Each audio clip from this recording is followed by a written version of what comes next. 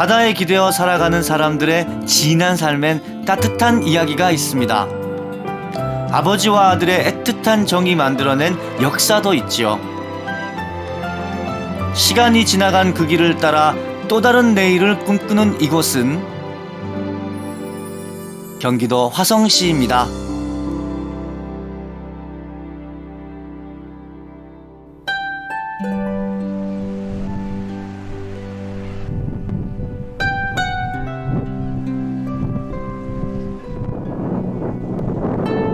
어둠이 채 가시지 않은 이른 새벽, 벌써부터 항구에 배들이 들어섭니다.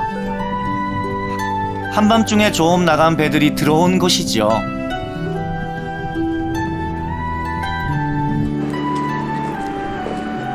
부두 한쪽에서는 칼바람을 맞으며 바로 선별 작업이 시작됩니다.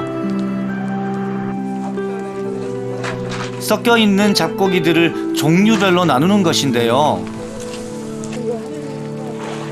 장갑을 끼긴 했지만 금세 손이 젖어듭니다.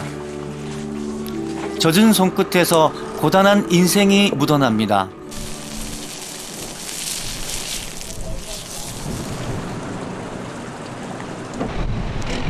간밤에 거센 풍랑을 헤치고 조업한 배들이 속속 들어옵니다. 궁평항은 화성 방조제가 생기면서 지금의 자리에 새로 만들어진 항구인데요. 항구 주변 2,000여 명의 어민들이 이용합니다. 와, 이 진짜 아침 이런 시간에도 잠자리에 계신 분들도 있지만 이렇게 막 몇 시부터 이 하루를 시작하신 건지 진짜 궁금한데. 안녕하십니까? 안녕하세요. 저 배 좀 타도 되겠습니까? 예. 이야. 오늘 바람이 되게 찬데요. 요즘 어떤 게 많이 잡혀요? 아, 이 꼴뚜기라고 이거. 아, 이게 꼴뚜기입니까? 네. 아, 꼴뚜기 맛있어요. 진짜 조그만데요? 예? 잘은 몰라도 몸에 두루두루 좋은 거. 두두루 좋고 무엇보다 맛있다는 거. 그렇죠. 예. 맛있는 게 몸에 좋은 거죠, 뭐. 그러면 뭐 음식도 뭐 땡길 때 먹으면 그만큼 좋은 음식 없잖아요. 요즘 인근 바다에서 가장 많이 잡히는 건 꼴뚜기. 꼴뚜기에 이어 곧 쭈꾸미도 많이 잡히는 철이 다가오고 있습니다. 벌써부터 쭈꾸미가 제법 걸려들고 있는데요. 여기요. 와, 이렇게 해서 이건 낙지고 낙지고 이제 반대로 나갔네. 반대로 나가서 잡아당겨 이렇게. 이건 쭈꾸미. 조그만 쭈꾸미 있어야. 본래 쭈꾸미는 산란을 앞둔 봄이 제철이죠. 그런데 궁평 앞바다에는 초겨울부터 통통하게 살이 오른 쭈꾸미 떼가 몰려든다고 합니다. 그 밖에도 망둥이, 장대, 꽃게, 광어, 우럭, 대하 등 다양한 것들이 잡히는데요. 나가면 밥 먹어요. 초겨울인 이맘때가 1년 중에서 제일 어획량이 많아 어민들의 손길은 분주하기만 합니다.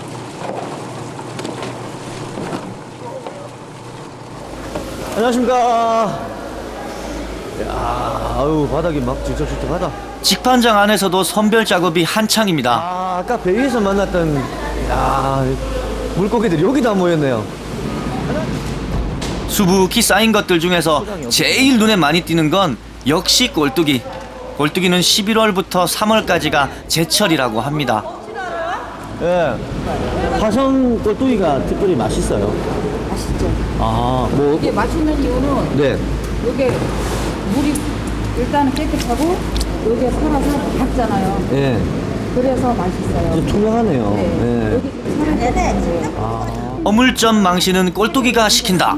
이 말이 무색할 정도로 요즘 꼴뚜기를 찾는 이들이 부쩍 늘었습니다. 회로도 일단은 최고로 많이 나가고 그다음에 두 번째 젓갈류 또 채지 넣고 이렇게 무쳐 먹어도 맛있고. 아, 무쳐도 먹어요? 그렇죠. 그리고 요새 이제 여기 또 많이 나가는 이유는 이제 김장용. 김장하실 때 요 꼴뚜기들을 많이 넣고 하세요. 생새우하고. 한쪽에선 선별 작업이 끝난 물고기들을 10kg씩 나눠 담습니다. 9개의 어촌계가 모여있는 궁평항은 다양한 수산물들의 집산지인데요. 하지만 어민들의 생활은 그리 녹록지가 않습니다. 꼴뚜기 값이 10년 전에 10,000원이나 지금 10,000원이나 똑같고 기름값은 연실로 가는데 이 생선값은 뭐 새우도 작년에 10,000원, 5년 전에 10,000원 똑같고 다 꼴뚜기도 이렇게 가격이 안 올라가니 어떻게 된 조화인지 알 수가 없어요.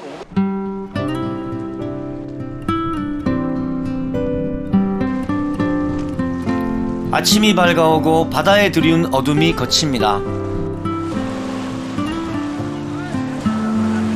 오늘도 삶의 터전인 바다로 나가는 사람들. 그곳에는 치열하지만 또 넉넉한 삶의 현장이 있습니다.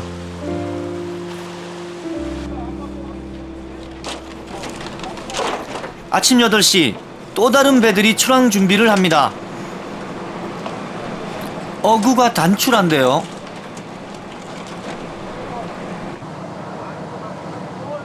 이들이 향하는 곳은 궁평항에서 배로 10분 거리에 있는 섬 도리도. 그런데 섬 근처에 이르자 배들이 시동을 끈 채 움직일 생각을 안 합니다. 왜 그러는 걸까요? 아직 물이 좀 덜 빠져가지고요. 지금 들어가도 그 낚시나 이런 조업을 할 수가 없어요. 그래서 물이 조금 더 빠지면은 이제 들어갈 거예요. 바닷물이 빠지면서 갯벌이 드러나길 기다리고 있는 것인데요. 요 지금 파란 부분이요. 여기에 지금 물이 완전히 나가면은 드러나는 부분이에요. 그리고 이 노란 부분은 육지예요. 그래서 우리가 지금 배 위치가 여기거든요. 그래서 지금 물이 나가면은 여기까지 드러나는 부분이에요. 사람이 살지 않는 섬 도리도 앞바다엔 썰물이 되면 S자형의 드넓은 갯벌이 드러납니다. 길이 4.5km, 폭 1km에 이르는 광활한 갯벌은 마치 바다를 향해 열리는 길 같습니다.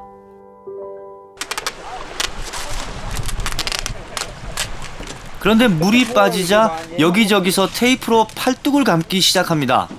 대체 뭘 하려는 걸까요? 이걸 왜 하시는 거예요? 이거 팔뚝에 물 들어가지 말라고.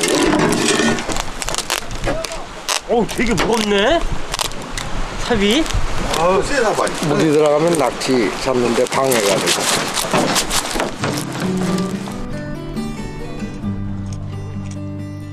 조금 전까지 바다였던 곳을 걷습니다. 갯벌이 허락하는 시간은 단 3시간. 날씨가 추워지면 낙지가 더 깊은 뻘로 들어가기 때문에 서둘러야 합니다. 낚시가 빠져나갔어? 갯벌 깊숙한 곳에서 낙지를 잡아 올리는데요. 잠시도 한눈 팔 틈이 없습니다. 그런데 어찌된 일인지 평소보다 잘 잡히지 않습니다. 낙지가 이제 어제 그제 바람이 많이 불었어요. 그리고 온도가 내려가다 보니까 낙지가 이제 깊은 바다로 많이 빠져나가는 그런 경향이 있어가지고 낙지가 지금 오늘 조업을 해도 없는데요. 제일 잘 잡을 때는 언제고 얼마나 잡으세요?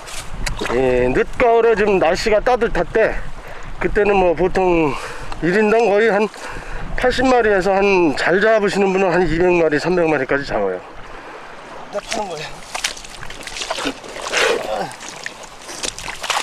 다시 삽질을 하고 낙지를 찾습니다. 추운 날씨에 갯벌 깊숙한 곳까지 더듬고 또 더듬는 낙지잡이가 결코 쉬워 보이진 않습니다. 원래 이렇지가 않은데 거기는 한 삽에 낙지가 나오거든요. 한동안 갯벌 속에서 씨름을 벌이더니 기어코 또 한 마리의 낙지를 끄집어냅니다.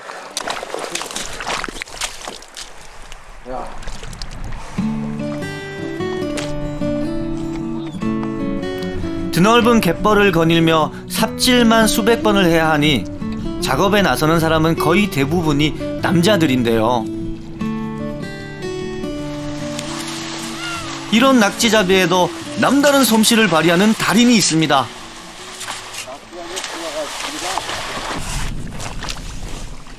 이곳에서 나고 자라 평생 낙지를 잡아온 안경수 씨. 낙지가 잘 안 잡히는 날이라고 하는데도 그는 쉽게 낙지를 잡아 올립니다.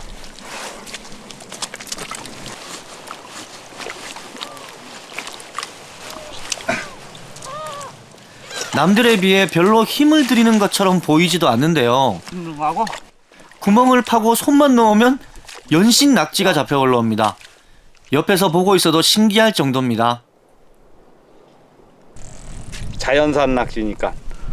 이런 건 보통 시가가 얼마나요? 우리가 갖다 주는 거는 한 5,000원씩 뿐이 안 해. 근데 좀 사 먹으려면 비싸지. 좀 비싸죠. 네. 그냥 한참 때는 그래도 괜찮으시겠네요? 그래서 한 200마리 잡은 거는 한 100만 원 되니까. 200마리 잡은 거. 그러니까. 평생을 바다와 갯벌에서 보낸 그에겐 스스로 터득한 노하우가 온몸에 배어 있습니다. 갯벌 여기저기에 수많은 낙지잡이 구멍이 생겼는데요. 깊게 파인 구멍마다 치열한 삶의 흔적이 느껴집니다. 낙지를 잡는 사람들 근처에는 갈매기들도 모여듭니다. 갯벌 속에서 나온 작은 가재를 잡아먹기 위해서입니다. 낙지잡이는 물이 들어오기 직전까지 이루어지는데요. 곧 드넓은 갯벌이 물속으로 잠기고 맙니다.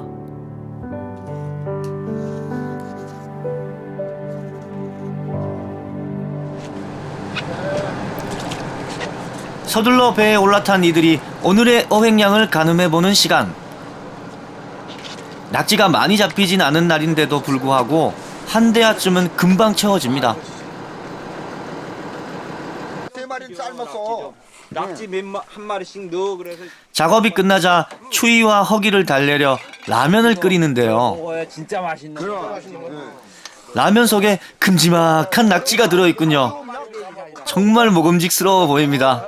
형님 거 8마리인가 정말 선상에서 먹는 낙지라면이라고 하는 건데 아니 선상 낙지라면 정말 죽입니다. 맛 죽입니다. 오늘 근데 낙지를 많이 잡으셨어요, 아버님? 저요? 네. 50마리를 잡으려고 그랬는데 낙지가 다 도망을 쳤어. 그래서 5마리만 잡았어요. 뭐 초보시라면서 아직까지는? 초보라기보다 이제 시작을 했죠. 언제부터 어떻게 해서 화성 오셔가지고 지금 그러면 여기 이제 하신 거예요? 저는 여기 고향인데요. 어려서 고향을 떠나가지고 이제 직장 은퇴를 해서 작년에 고향으로 다시 왔습니다. 그래서 고향 앞바다에서 친구들하고 낙지잡이 하는데 뭐 그 맛이 보통이 아니에요. 너무 짜릿해. 내친 김에 푸짐한 새참이 마련됩니다.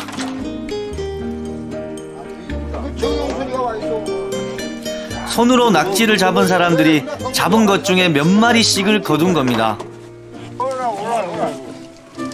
배 위에 즉석으로 마련된 음식 앞에 둘러앉은 사람들. 이 맛을 어디에 비할 수 있을까요? 고된 작업의 피로가 가시는 것 같습니다. 억척스러운 바다 사람들의 소탈한 새참입니다.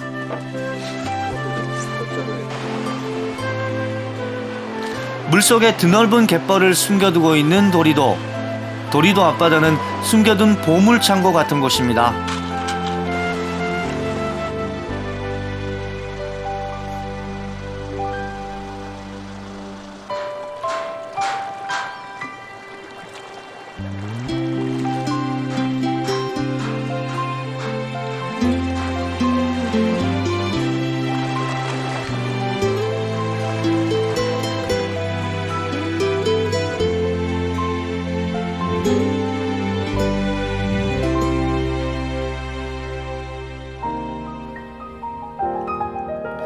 경기도 서남부에 위치한 화성시는 서울특별시의 1.4배나 되는 면적에 52만여 명이 삽니다. 서해를 마주보고 있는 탓에 예로부터 바다가 삶의 주요한 터전이었는데요. 이곳에서도 변화의 바람이 불고 있습니다.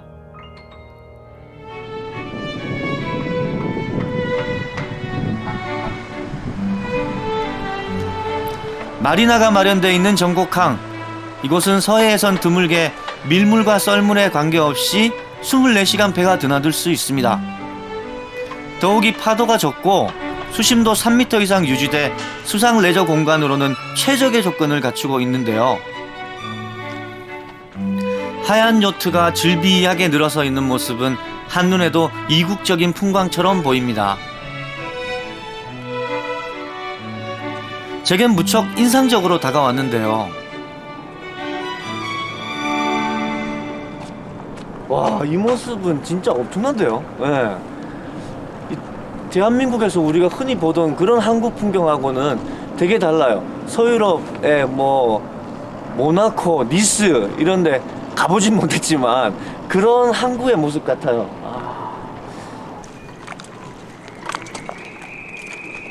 이곳에선 매년 여름이면 국내외 각종 요트 대회가 열립니다. 하얀 선체에 날렵한 곡선을 자랑하는 요트는 보통 사람들이 가까이 하기엔 좀 거리감이 느껴지는 게 사실인데요. 하지만 화성에서는 아주 가까이에 있습니다. 안녕하십니까? 네, 반갑습니다. 저 요트 좀 타도 돼요? 마침 한 잔이 남았는데. 아, 행운하네요, 저. 예. 자, 그러면 좀 실례하겠습니다. 으이쿠. 야. 안녕하세요.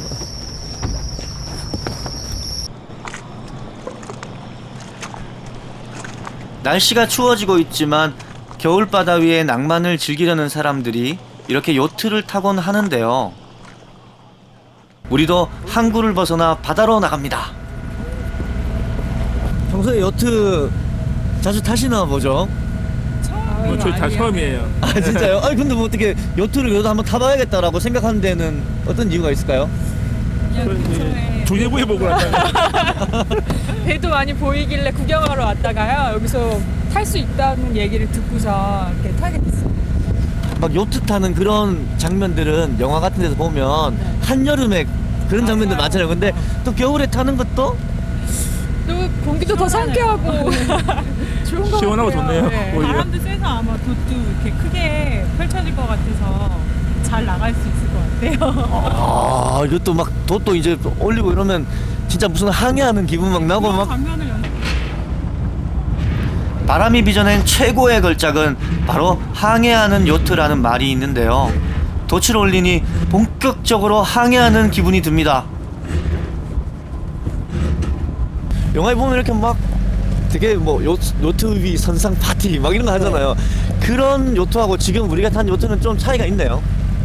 지금 이 배는 매년 경기 국제보트세어 할 때 요트대회를 하거든요. 그때 쓰는 시합용 경기적 요트예요.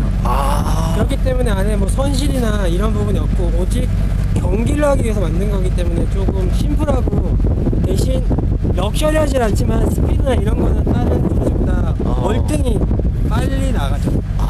움직임이 좀 기민하고 그렇죠. 그렇죠. 이런 것도 되게 핸들도 예민하고 네. 그리고 되게 크죠. 저도 이거 한번 해볼 수 있을 거예요. 사실 뭐 처음 해보는 거긴 한데 네. 어떻게 가능할까요? 한번 도전을 한번 해보시죠. 도전! 아, 성인분 같은 경우는 자동차 요트 조종은 자동차 운전과 비슷합니다.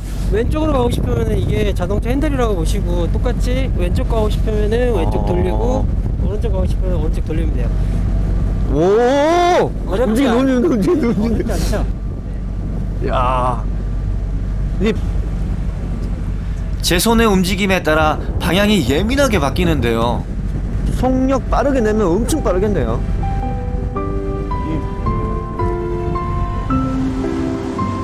물살을 가르며 시원한 바람을 맞는 기분이 그야말로 상쾌합니다.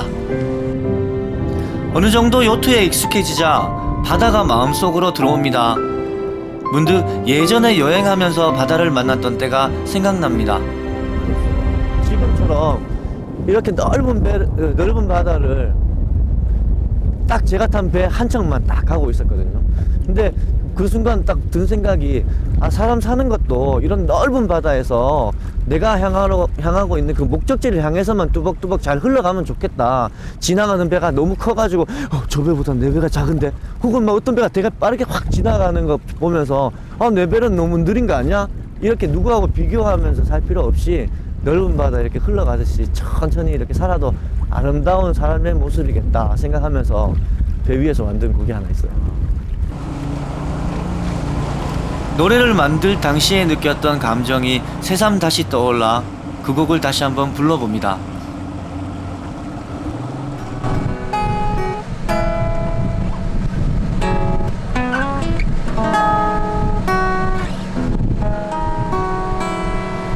흘러간다 흘러간다 우리 밤들러봐도 끝없는 바다 위 비교할 리 시기할 리 없는 것 바람이 닿는 곳들아 딘가에 나의 꿈이 나의 바람이 나의 사랑하는 이 향해 하는 것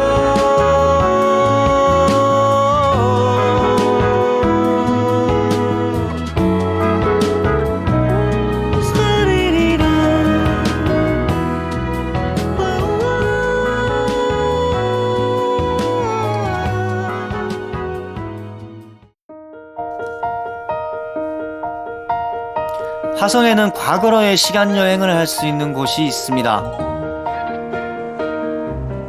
얼핏 갈대처럼 보이는 이것은 띠인데요. 이곳은 시화호 간척지입니다.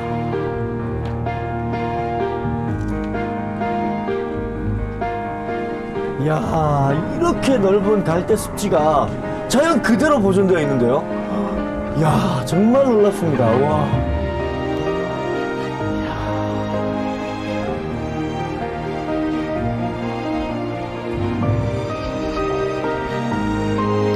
천연기념물 제414호로 지정된 이 드넓은 간척지는 여의도 면적의 2배에 이르는데요. 지난 1999년 이곳에서 공룡알 화석이 발견됐습니다. 바닷물이 빠져나가면서 지상에 노출된 섬에서 공룡알 화석이 발견된 것인데요. 여러 가지 방법을 통해서 보시는 것 같이 공룡알이 한 개, 두 개 이렇게 발견되는 것이 아니라 보시다시피 둥지로 발견이 되고 있거든요.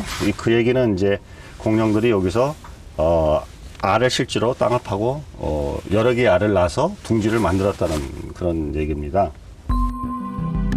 지금까지 발견된 공룡알 화석은 무려 187개, 9개의 서로 다른 지층에서 발견됐는데 그것은 오랜 기간 동안 많은 공룡들이 이곳에 모여 알을 낳았다는 걸 증명합니다. 예상했던 것보다 작긴 해도 약 1억 년 전 중생대 백악기에 살았던 공룡의 알 화석을 직접 보니 신비롭기만 합니다.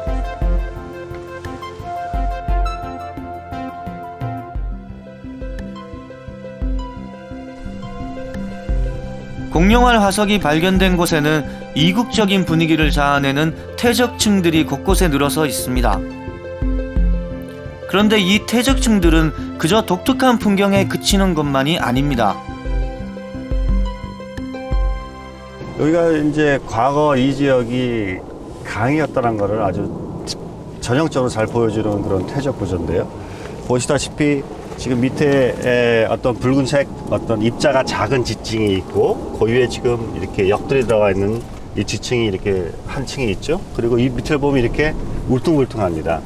이게 과거에 뭐냐 그러면 강이 과거에 밑바닥을 이렇게 훑고 지나갔다는 흔적이에요. 그래서 이런 퇴적 구조를 보게 되면 전형적으로 과거에 이 지역이 이렇게 강이 많이 발달한 그런 강 환경 주위였다. 그리고 그래서 공룡들이 이렇게 강 주위에 모래가 많은 곳에서 구덩이를 파고 알을 낳았다는 것을 우리가 알 수가 있는 것이죠. 공룡알 화석 산지 한쪽에는 방문자 센터가 마련되어 있습니다.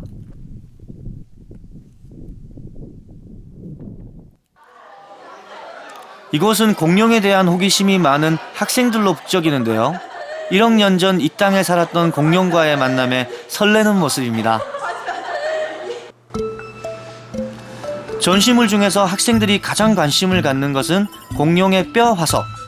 지난 2008년 전곡항 근처에서 발견된 뿔공룡의 화석인데요. 코리아 케라톱스 화성엔시스라 이름 붙여진 이 뿔공룡은 한반도에서 처음으로 발견된 것입니다. 뿔공룡의 뼈 화석 발견은 한반도를 세계적인 공룡 화석지로 널리 알리는 계기가 됐는데요. 추정 복원된 모습을 보니 공룡의 존재감이 생생하게 느껴집니다.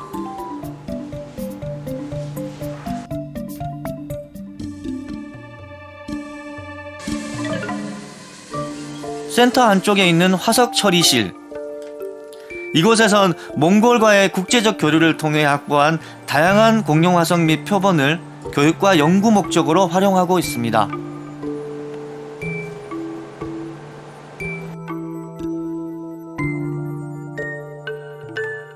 (1억 년) 전의 흔적을 되짚어 볼 수 있는 이곳에선 말하지 않는 것들과도 대화를 나눌 수 있습니다.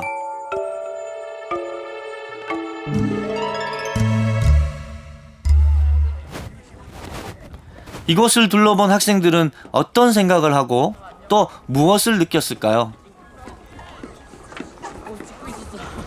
공룡알도 생각보다 작긴 했는데 그래도 되게 좋았어요. 그리고 저희가 이렇게 걸어 다녔는데 영화 속에서 보던 공룡이 옛날에 여기 살았다는 게 너무 신기하고 또 이 밑에 뼈 같은 게 묻혀 있다 그러니까 나중에 발굴되면은 또 와서 보고 싶어요. 우리가 사는 곳에 대해서 잘 안다라는 것은 사실은 정체성을 바로 하는 또 그 일이라고 생각을 해요.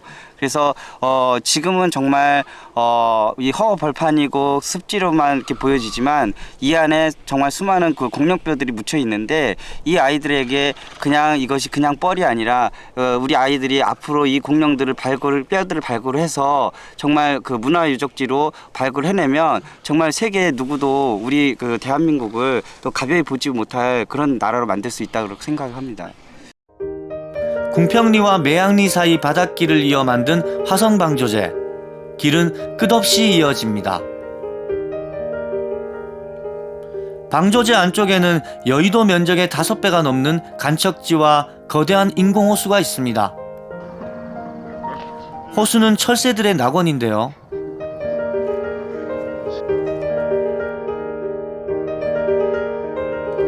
계절마다 다른 다양한 희귀철새들이 이곳을 찾아와 머물다 갑니다.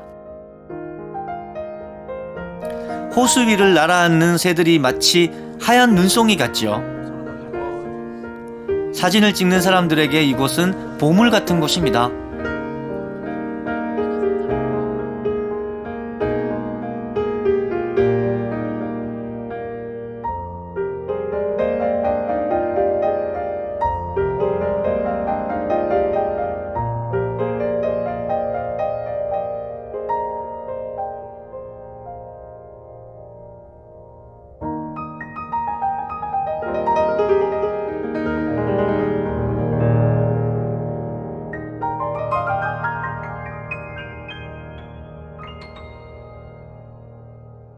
시베리아에서 호주로 내려가는 또 호주에서 시베리아 올라오는 도요류에게는 이 서해갯벌 중에서도 화성갯벌이 굉장히 중요한 곳이에요. 여기에서 경유해서 먹이 활동을 해서 가는 곳이고 해마다 여기서 한 20여 종의 3만 마리 이상씩이 발견이 되기 때문에 이 경기만 중에서 화성갯벌에서 쉬고 있는 도요류들에게는 생명과 같은 그런 곳이라고 할 수 있어요.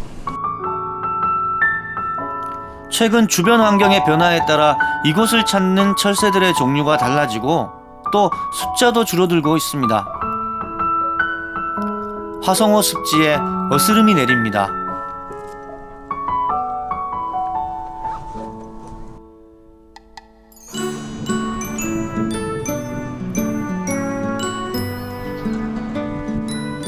화성시에는 3개의 유인도와 20개의 무인도가 있습니다.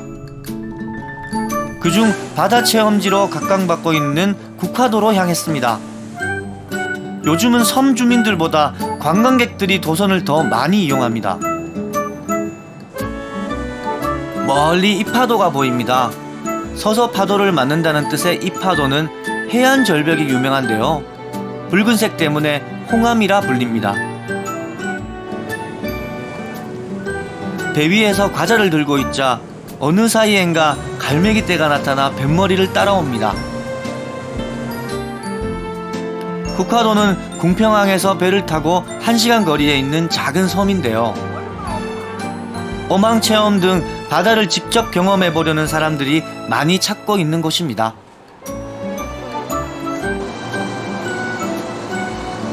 벌써부터 설레는 마음이 느껴집니다. 어망체험은 며칠 전 미리 쳐둔 그물에 걸린 고기를 거두는 것인데요. 드디어 그물을 당기기 시작합니다.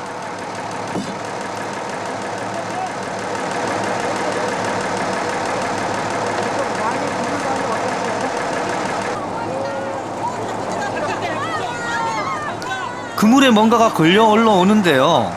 대체 어떤 녀석일까요?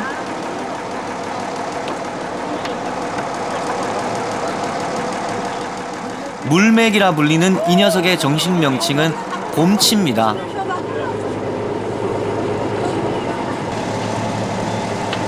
그런데 얼마 지나지 않아 사람들의 발에 힘이 빠지기 시작합니다. 익숙하지 않은 일인데다가 120m에 달하는 그물이 생각보다 엄청 무겁습니다. 그래도 잡혀온 물고기를 보자 입이 저절로 벌어지는데요. 이거 어떻게 뜯어? 잡아 뜯어야 돼 그냥. 진짜 이렇게? 물고기를 잡고서 아주 신이 났습니다. 완전 힘세. 이름이 뭐야 이거? 직접 잡아보니까 어때요, 광어? 완전 힘센데요? 이거 우리 먹어요? 모르겠다. 안돼, 밟지 마, 밟지 마. 완전 재밌어요, 진짜. 뭐가 그렇게 재밌어? 제가 지금 교환학생으로 연세대에서 공부하고 있는데 한국에서 얼마 못 살아가지고 이런 거 해본 적이 없단 말이에요. 그래가지고 이런 거 꼭 해보고 싶었는데 기회가 생겨서 너무 좋아요. TV에서만 보다가 진짜 해보니까 재밌었습니다. 그런데 너무 고생을 너무 하신다는 걸 알았어요. 생선값 비싼 걸 이해를 하겠습니다. 공부가 편해. 공부가 훨씬 편합니다. 열심히 공부해야 됩니다. 3시간의 작업 끝에 거둔 수확물. 그리 풍성하진 않지만 광어, 도다리, 곰치 등 다양한 어종들이 잡혔습니다.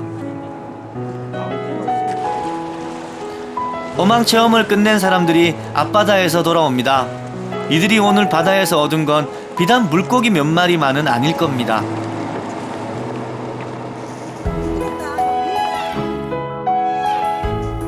다섯 시간이면 걸어서 섬을 한 바퀴 돌 수 있을 정도로 작은 섬 국화도. 섬은 아름다운 경관과 바다 체험지로 입소문이 나면서 최근 인기를 끌고 있습니다.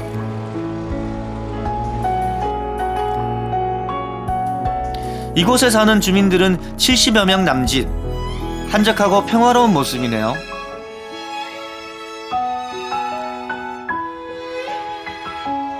섬의 풍광은 여전히 정겹습니다.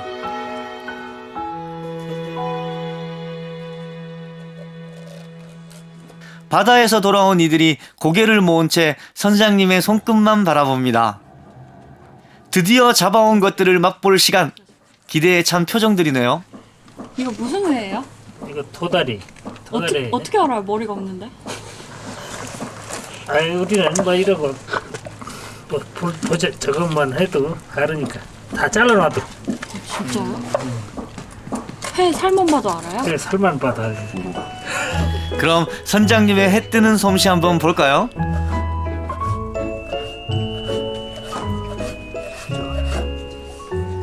큼지막한 게 먹음직스럽습니다. 아니 나는 맛있겠다. 맛있어요? 맛있지. 자, 가는 정이 있으면 오는 정이 있는 법. 아 대박. 맛있지? 네. 근사한 식탁 위가 아니어도 그 맛이 일품입니다.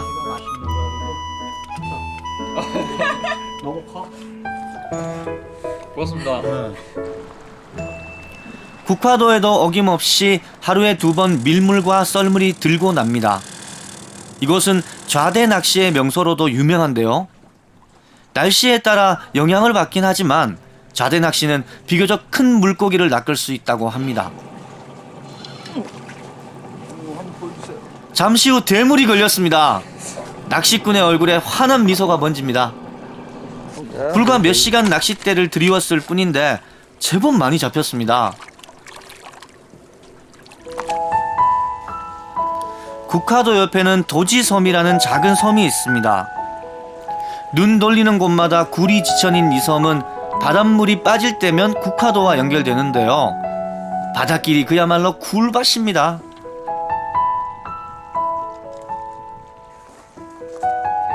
흰눈처럼 해안을 온통 뒤덮고 있는 이게 무엇인지 짐작이 되십니까? 놀랍게도 굴껍데기인데요. 대체 얼마나 오랜 시간이 흘러야 굴껍데기가 이처럼 하얗고 부드러운 모양을 띠게 되는 것일까요?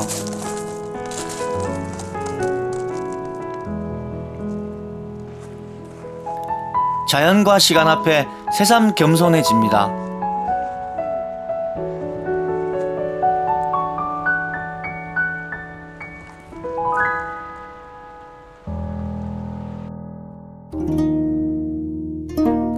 화성을 말할 때 뗄래야 뗄 수 없는 인물이 있습니다. 바로 조선의 제22대 왕인 정조인데요.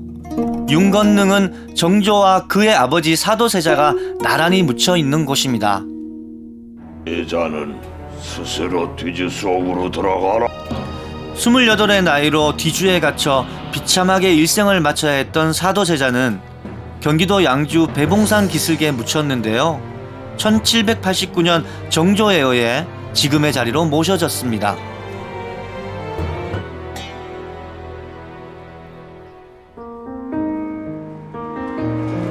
먼저 사도세자와 해경궁 홍씨가 묻혀있는 융릉을 찾았습니다.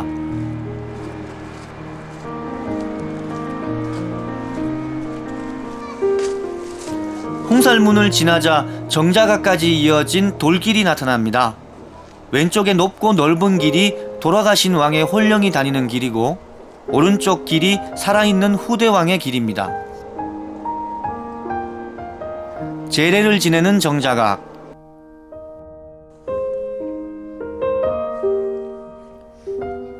지붕 위엔 건물을 수호하는 어처구니들이 자리 잡고 있습니다.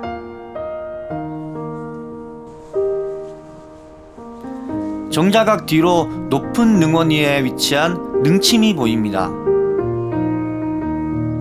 이곳이 바로 사도세자와 해경궁 홍씨가 합장되어 있는 융릉입니다. 봉분을 둘러싼 화려한 병풍석이 눈길을 끄는데요. 모란과 국화 등 꽃 문양이 섬세하게 새겨져 있습니다.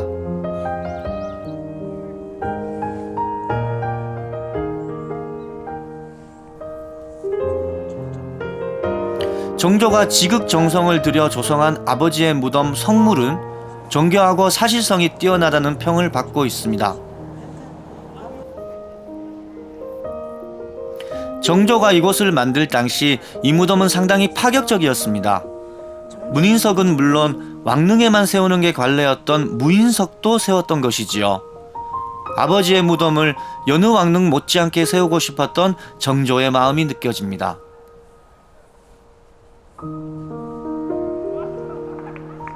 지금 우리 눈에는 저것이 왕릉으로 보이지만 실제 저것은 저기 배설돼 있는 그 상황은 왕릉은 아닙니다. 그래서 몇 가지 그 특징이 있는데, 일단 봉분의 병풍석을 둘렀지만 왕릉의 그 의장물로서 가장 중요했던 것은 난간석입니다. 그 난간석이 지금 저기 없죠. 그리고 두 번째로는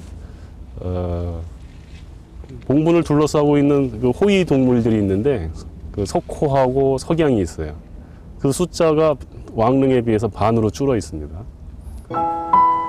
이곳이 왕의 무덤인 능으로 격상된 건 1889년 고종 때의 일. 융릉 주위에는 정조가 심었다는 소나무 숲이 푸르름을 자랑하는데요. 그가 아버지의 무덤을 지키기 위해 손수 송충이를 잡았다고 전해지기도 합니다.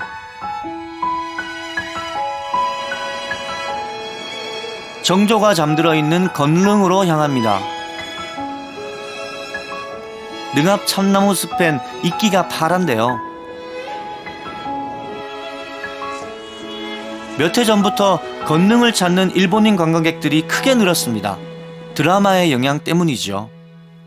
日本のテレビでちょうどやってるイさんのが有名で、もうなんか多分再放送してるはずで、まさしく今 NHK でやってるのがここの壁画を作るというところだったので、本当市民ソウル市から近いところに歴史的な場所があって、日々歴史を考えながら過ごせるソウルの人たちが羨ましいなと思いました。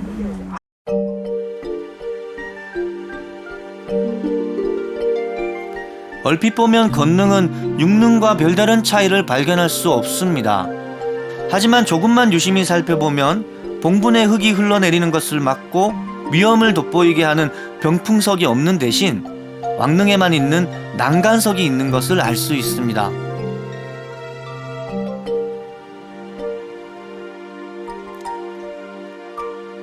그런데 최근 육릉 주위에서 정조가 처음으로 묻혔던 초장지가 발견됐습니다. 아버지의 발치에 묻히고 싶었던 정조의 마음이 그대로 드러납니다. 초장지는 아직 발굴 작업이 한창인데요. 부장되어 있던 유물이 발견됐고 능의 구조와 양식을 알 수 있는 유구들이 드러나면서 정조가 처음으로 묻힌 곳이라는 사실이 밝혀졌습니다. 그 왕릉을 조사하고 나면 산릉도감의계라고 해서 보고서를 그 당시에 이제 제출합니다. 그 당시 보고서에는 이제 기록, 한자로 된 기록뿐만 아니라 그림으로 된 도면이 다 있어요. 그 도면하고 일치하는 그 배치 상태가 이 유적에서 지금 확인이 된 거고, 조선 왕릉이 지금 남한에 한 40개가 있는데 지금 이장해가지고 옛날 왕릉터를 발굴한 예가 지금 여기가 두 번째입니다. 근데 여기가 조선 후기 왕릉으로서 가장 모범이 되는 그런 왕릉터 유적이 발굴됨으로써 앞으로 조선 왕릉 연구에 아주 중요한 전기가 될 거라고 지금 보고 있습니다. 윤건릉에서 멀리 떨어져 있지 않은 곳에 용주사가 있습니다.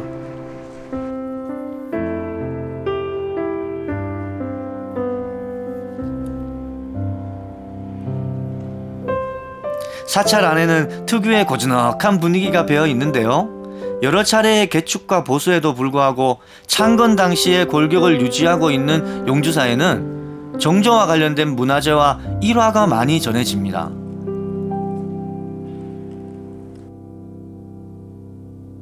용주사는 원래 창건 연기가 정조 대왕께서 아버지 사도세자의 명복을 빌기 위해서 세운 원찰이죠.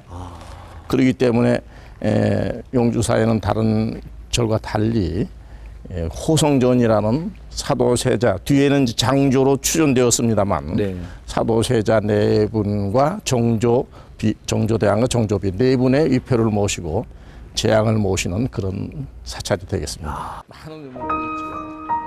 주지 스님과 함께 사찰을 둘러봤습니다.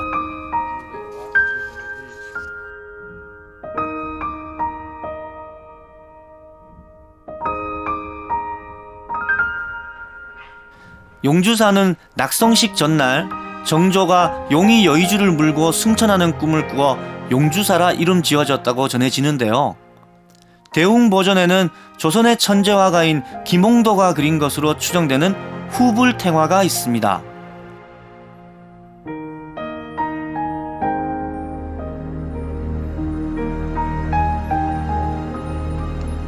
또 앞마당에는 정조가 직접 심었다는 회양목도 있습니다.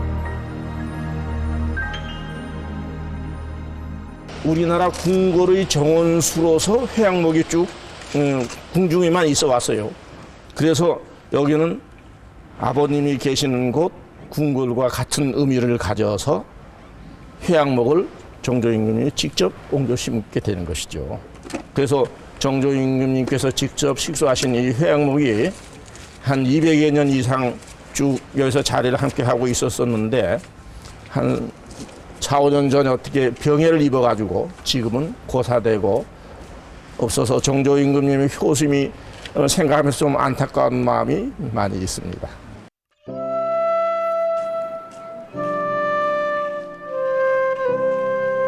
용주사가 지닌 독특한 점은 이뿐만이 아닙니다. 절 앞마당으로 들어가는 문루인 천보루는 여느 사찰의 누각과는 매우 다른 느낌을 주는데요. 사찰보다는 궁궐 양식과 유사해 이차롭습니다. 이곳은 또한 시인 조지훈이 그의 시 승무를 짓는데 영감을 받았다고 전해지는 곳이기도 합니다.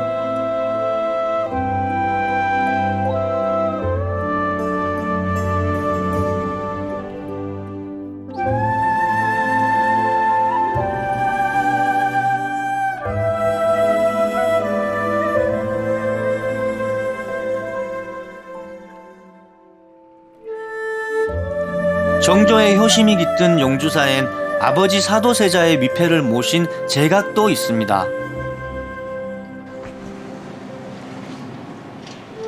현재 이곳엔 아버지인 장조와 경희왕후, 그리고 정조와 그의 비인 효의왕후, 이렇게 네 분의 미패가 모셔져 있습니다.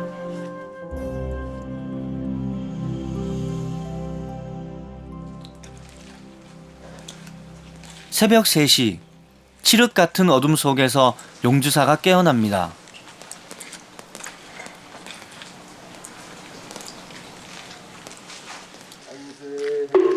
목탁을 두드리며 경내를 도는 도량석은 새벽 예불 전 도량을 깨끗하게 하기 위한 의식인 동시에 잠들어 있는 천지 만물을 깨우기 위한 것입니다. 그 시각 고즈넉한 사찰 안에서 자신을 찾고 부모의 은혜를 생각하는 사람들이 있습니다. 템플스테이 참가자들인데요. 잊었던 내 안의 나를 돌아보고 내 뿌리를 생각하는 시간. 마음을 어지럽히던 생각과 번뇌가 천천히 가라앉습니다. 네, 평소에 이제 일에 지쳐서 머릿속도 복잡하고 했는데 이렇게 템플스테이를 와서 한 번쯤은 아무 생각 없이 무념무상으로 있다 보니까 가볍고 좋은 것 같습니다. 일찍 일어나면 졸리고 그럴 텐데 오히려 더 집에서보다 정신이 더 맑고요. 또 마음도 더 뭐라 그럴까요? 이렇게 정가린다 그럴까요? 그런 느낌이 드는 것 같아요.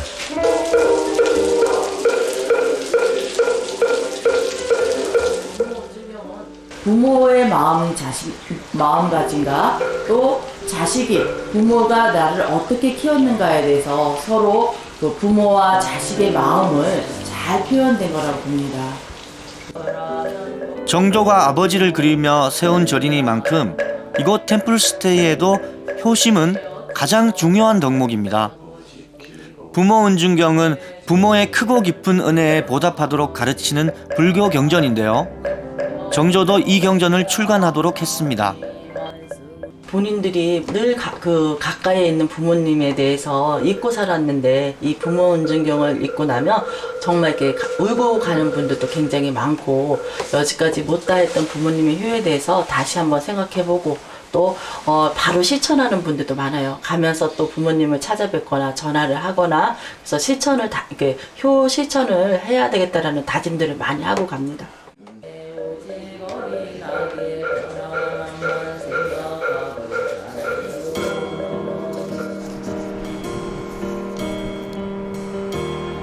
하루가 다르게 변화하는 요즘, 화성에는 과거의 흔적에서 새로운 미래를 찾는 사람들이 있습니다. 팔탄면 월문리에 있는 한 가게.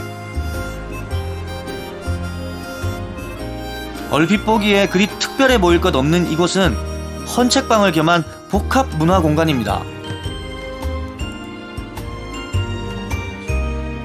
30여 년 동안 헌책 등을 수집해온 이곳 주인이 서울을 벗어나 새로 마련한 곳인데요.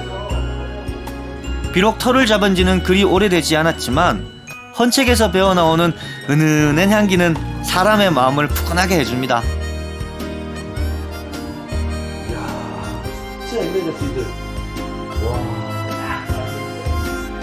지난 시절의 추억이 어린 옛날 만화책이며 손때 묻은 낡은 참고서, 그리고 옛 음악의 향수를 불러일으키는 LP 음반까지 그리운 그 시절이 생생하게 살아납니다. 와, 보물섬. 야, 보물섬인데 게다가 창가도. 야, 요즘 친구들하고 얘기하면 추억을 더듬다 보면 이 보물섬 얘기가 빠지지 않는데, 와, 여기 창간호를 여기서 만나게 되네요. 아기 공룡 둘리 김수정. 우와.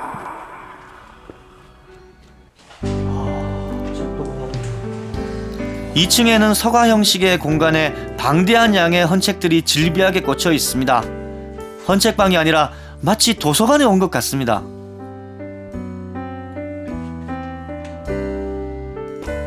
(50여만) 권의 장서를 갖춘 이곳은 6만여 명의 회원을 자랑하는 헌책방계의 스타입니다.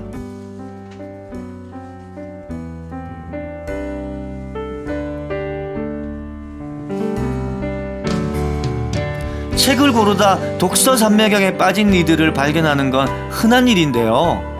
이들은 헌책을 통로 삼아 지나간 추억 속을 여행하고 있는 것 아닐까요? 주로 어떤 분들이 많이 오시나요?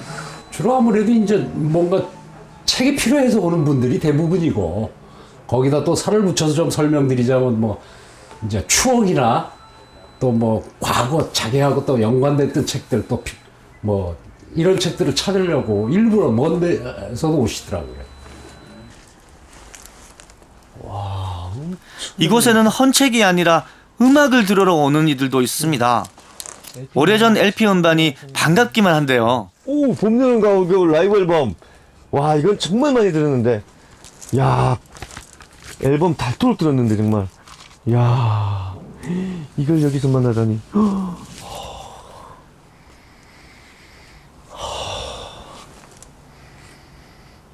야, LP는 이 LP 특유의 냄새가 있어가지고 이 향기만으로도 그 순간으로 확 되돌아간다는 게 참. 야.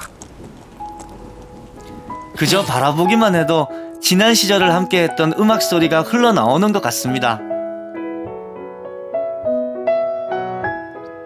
그런데 음반을 고르던 사람들 중에서 유독 가수 조용필 씨 것만 찾는 이를 만났습니다. 조용필 씨의 팬인가 했더니 화성이 고향인 조용필 씨의 동네 이웃이랍니다. 어린 시절을 함께 보낸 그에게서 소년 조용필의 과거 얘기 한 토막 들어봤습니다. 노래도 잘했고 지금 뭐 연예고 뭐 탤런트고 가수 그러면 선망의 대상자지만 그때 우리 잘할 때는만 해도 얘네가 부유한 가정이고 그때서부터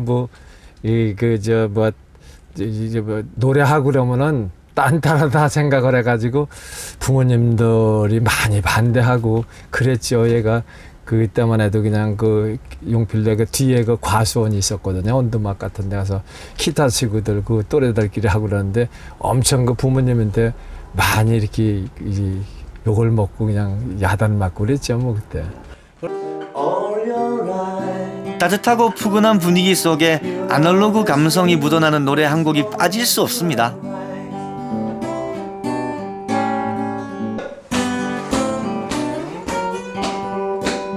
박수 치라는 얘기들. Never seen the little night. Take this walking wings, love to fly. All your right. You're always waiting for this moment to arrive. Black butterfly. 다시 서쪽 바다로 향해 도착한 매항리. 이곳은 지난 2005년 폐쇄된 미 공군의 폭격장이 있었던 마을입니다.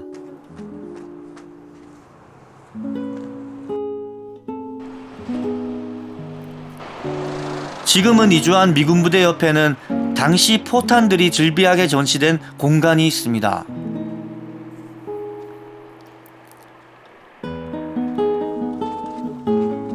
마당에 수북이 쌓인 각종 포탄들은 매양리 앞바다 농섬에서 수거해온 것들. 한 작가는 포탄 잔해물들로 미술 작품을 만들었습니다. 푸주칸의 고기처럼 매달린 포탄을 통해 작가는 아픈 역사에 대한 성찰을 요구하는데요. 이곳에서 사격 연습이 시작된 것은 한국 전쟁이 한창이었던 1951년. 이후 50년 동안 주한미공군의 폭격 훈련장으로 이용됐는데요. 이 지역의 역사적 상처를 상징하는 녹슬고 찢긴 포탄을 보니 가슴이 먹먹해집니다. 와, 이런데 하늘에서 막 우두두두 떨어졌다 생각하니까 진짜 끔찍하다.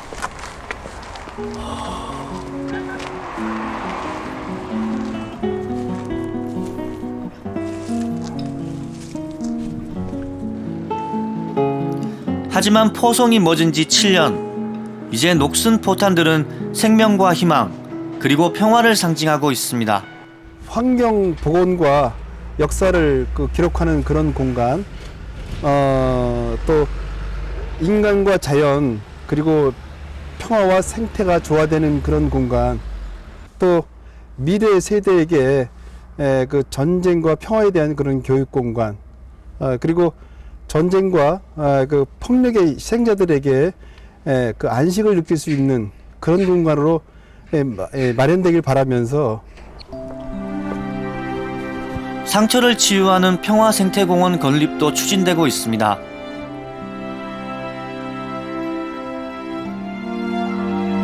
농섬 일대의 자연도 서서히 살아나고 있는데요. 늘 매화향이 가득했다는 매양리. 머지않아 이곳에 다시 매화꽃이 만발하기를 바랍니다.